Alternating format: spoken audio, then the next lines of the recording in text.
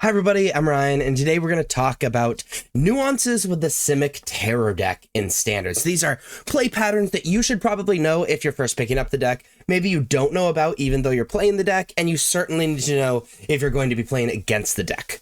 So let's start with the goal of the deck. Now, really what you're trying to do, the primary game plan, is jam in for one or two absolutely massive swings by playing a Tolarian Terror or two, playing Crab on end step to tap something down, untapping, and then jamming for 10, 15, sometimes 20, between all the 5/5s you have and bouncing your opponent's creatures and things like that. This isn't really a nickel and dime deck, though we do have a nickel and dime game plan, in the Otter and Storm Chaser's talent. Which brings us to my other nuance and play patterns. Remember that there is a loop with this town ain't big enough and Storm Chaser's talent. It's pretty mana intensive, so it's only really good against decks that have already dealt with your primary game plan or you're going really, really long with. But Storm Chaser's talent makes an Otter.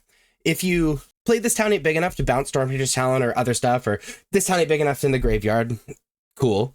We can then level up Storm Chaser's talent to grab this town ain't big enough from the graveyard, and then cast this town ain't big enough again to return Storm Chaser's talent and either another thing of ours or a blocker. Replay Storm Chaser's talent, get an Otter, level up Storm Chaser's talent, get the thing back, play this town ain't big enough to return Storm Chaser's talent and reset it, etc., etc. This also profits additional cards if you have Up the Beanstalk on the battlefield, because it triggers every time you cast this town ain't big enough, even though it's only for 2 mana. And so it's a great way to get back into the game, and it's a great mana dump as well. I feel like it goes without saying, but some people don't know, Unsummon isn't just for your opponent's creatures. In fact, you're going to be using it more to protect your own creatures. You don't have that many threats. You just have the Otter, you just have Tolarian Terror, and you have Eddie Merc Crab, and Eddie Merc Crab is really easy to get rid of. So when you cast Unsummon, sometimes it's to get things out of the way, but very often it's to return your own creature back to your hand because it's so cheap.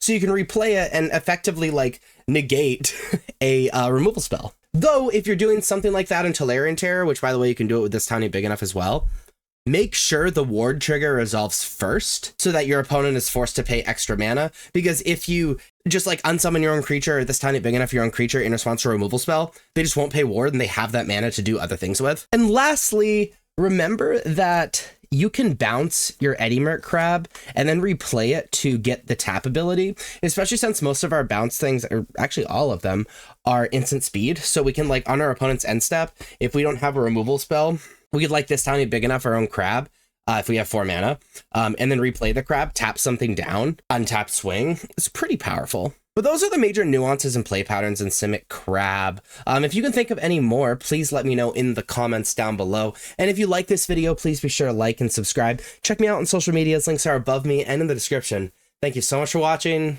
I'll see you next time. Bye-bye.